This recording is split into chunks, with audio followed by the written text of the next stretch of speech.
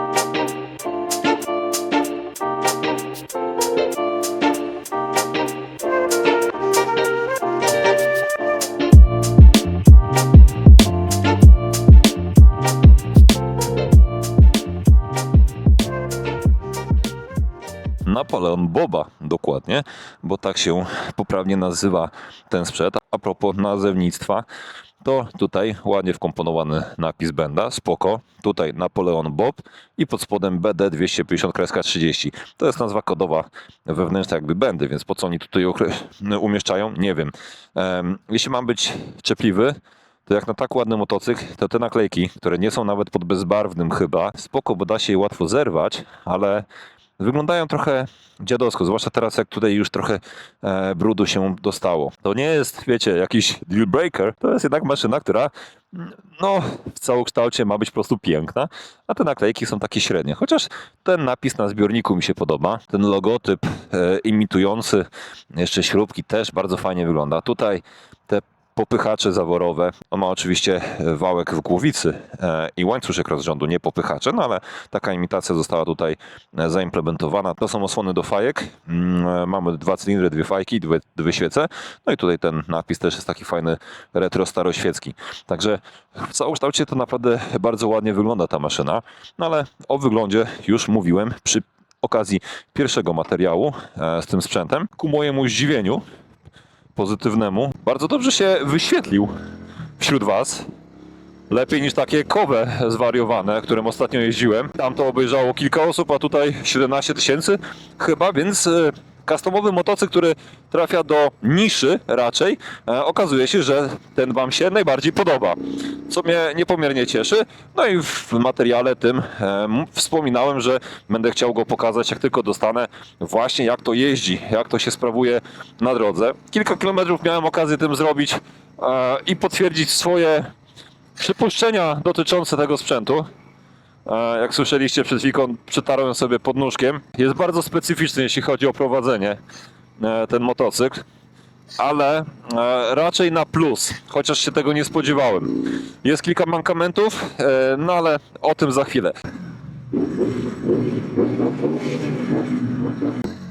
Pamiętam, że 300 bardzo mi się podobała. Była szalenie mocna jak na 300. Znaczy takie wrażenie powodowała. Ten nie rzuca na kolana, jeśli o to chodzi. Nie zaskakuje. On ma spoko osiągi w stosunku do tego, co moglibyśmy się spodziewać po takim sprzęcie.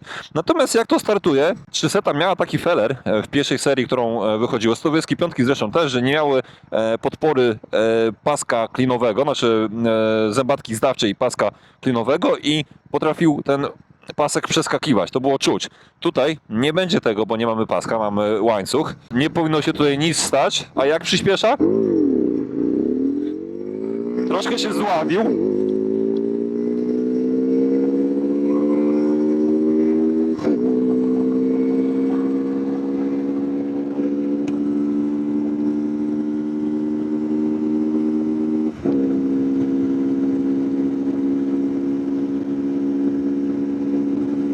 Do 80 to się nawet jakoś zbiera, powyżej to już jest walka z wiatrem i oporami powietrza. Natomiast no, zobaczcie, w takim codziennym użytkowaniu, jeżdżąc po mieście dla przyjemności, to tutaj ta dynamika do 80 jest spoko. Na takich podmiejskich drogach, jak jestem tutaj, to w zupełności wystarcza. On naprawdę, no nie zaskakują te obroty. One są po prostu wystarczające tak, żeby może się nie bawić, ale dla relaksu się przejechać i do tego przecież ta maszyna jest. To nie jest ścigant. To nie musi zapindalać nie wiadomo jak. Spójrzcie na niego. On jest po prostu śliczny. A dodatkowo on się zaczął prowadzić całkiem nie najgorzej. Co prawda pod nóżkami przycieramy przy takich winklach, ale lepiej to wychodzi niż w niektórych maszynach tej marki. Wydaje mi się, że już to pokazywałem, ale że wygląda to wyjątkowo śmiesznie, to i tak pokażę raz jeszcze. 2-metrowy człowiek na małym motorku. No, jest kompaktowo, co tutaj dużo mówić. Stworzony dla typowego Azjaty albo niskich kobiet, ewentualnie niskich facetów, których też nie brakuje. Natomiast nie oszukujmy się, jeżdżąc tym, nikt nie będzie patrzył na Was, tylko na ten sprzęt. Ciężko będzie znaleźć drugą taką samą maszynę na drodze, więc jeśli chcecie albo zależy Wam na byciu oryginalnym, to chyba Benda jest w tym celu najlepsza. W jakości spasowania tych elementów ciężko jest się tu jej doszukać słabej strony. Jeśli mam się czepiać, to na pewno nie podobają mi się do końca lusterka, bo te są małe, są stosunkowo wąsko ustawione na kierownicy i dość niewygodnie jest mi przynajmniej tutaj się w jakikolwiek sposób nimi posługiwać. Co za tym idzie, jeżdżąc po mieście, no gdzieś tam zawsze musiałem się, wiecie, za mocno wychylać, żeby cokolwiek zobaczyć w tych lusterkach. To mi się nie do końca podoba. Nie podobają mi się też totalnie, o ile wyświetlacz jest fajny, jest elektroniczny, więc zgodny z dzisiejszymi standardami, też tańszy w produkcji poniekąd, tak przełączniki na kierownicy, które występują w tak niezliczonej ilości motocykli wszelkiej maści, od sportów przez adventury, nakedy, tak też wsadzili to do tego typu sprzętu.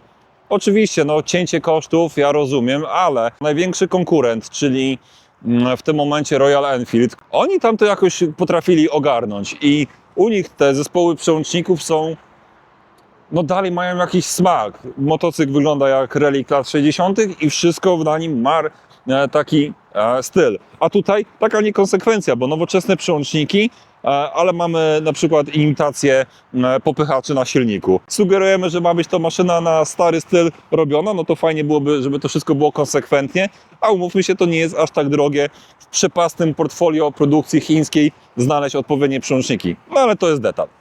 Detalem, ale który dzisiaj mi troszkę napsuł krwi, jest zbiornik paliwa, ponieważ raz, że stacyjka jest po lewej stronie, też tak trochę nietypowo jestem przyzwyczajony po prawej stronie ją mieć. Zbiornik paliwa, zobaczcie, że zazwyczaj jak mamy zbiornik paliwa i korek wlewu paliwa, to kluczyka nie da się wyjąć z niego, a tutaj niestety dało się to zrobić i jakimś cudem do pustego zbiornika na szczęście wpadł mi kluczyk.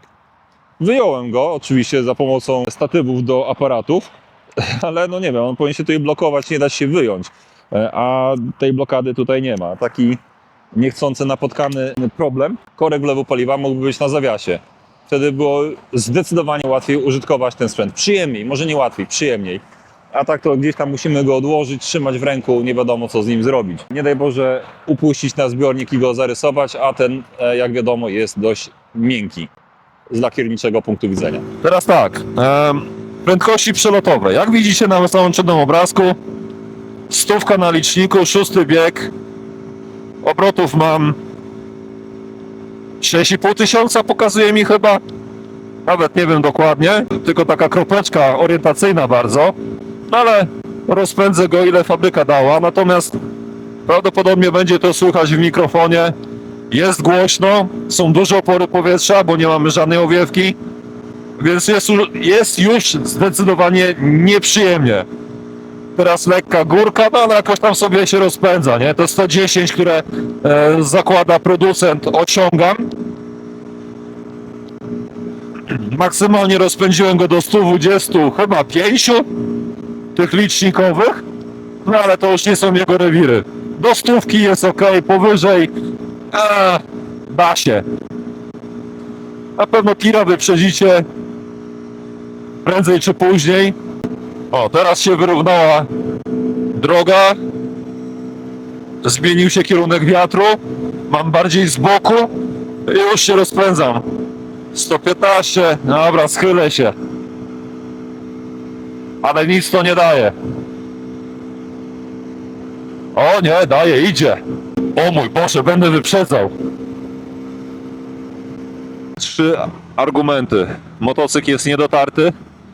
Ja jestem duży, więc stawiam bardzo duże opory aerodynamiczne i dość ciężki, no bo 100 kg ze sprzętem, ze wszystkim to nawet ponad 100, więc maszyna ma co robić, zwłaszcza taka, no nie za mocna.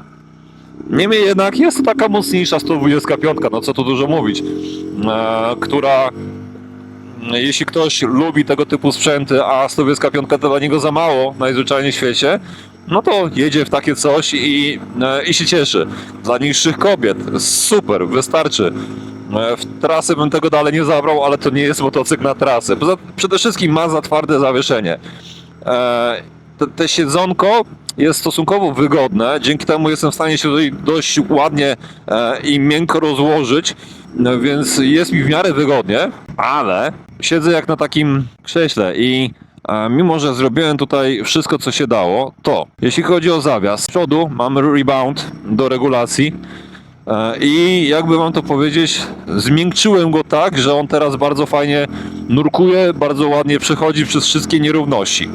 Niekonsekwentny jest niestety tył i tam z tyłu jest twardo, nawet bardzo twardo.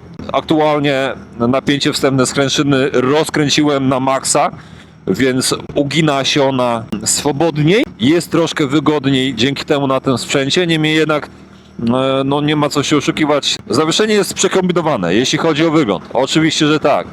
Natomiast jeśli chodzi o pracę, ono naprawdę fajnie pracuje i ma potencjał, zwłaszcza ten przód pokazuje to. Natomiast no, przydałoby się zmiękczyć te tylne amortyzatory, wymienić je, dać troszkę dłuższe, nie wiem, o większym skoku, większym zakresie pracy i będzie już cacy. Bo mimo tego ta sztywność, długość nadwozia i to jak to zawieszenie wybiera powoduje, że właśnie na zakrętach paradoksalnie ten customowy sprzęt naprawdę nieźle sobie daje radę. Te balonowe gumy, które tu mamy, fajnie dają się składać, pewnie pozwalają prowadzić ten sprzęt po zakrętach i paradoksalnie właśnie ta maszyna, która miała służyć do rekreacyjnej, takiej spokojnej jazdy, tu na takich drogach nabiera nowego sensu. Mamy na pokładzie ABS i kontrolę trakcji. Kontrola trakcji działa tak, że nie zwróciłem uwagi na nią, mimo że dzisiaj warunki są jakie są, a wyjeżdżałem jeszcze przy mrozie, więc mogło być ślisko. Nie reagowała. ABS jest i działa poprawnie, natomiast jeśli chodzi o sam układ hamulcowy, z przodu jest super, jest bardzo dobry ten hamulec, wyczuwalny i tutaj bym nic nie zmienił. Dźwignia hamulca tylnego, no niestety jest taka, trzeba bardzo dużo siły włożyć, żeby skutecznie wyhamowywać ten pojazd.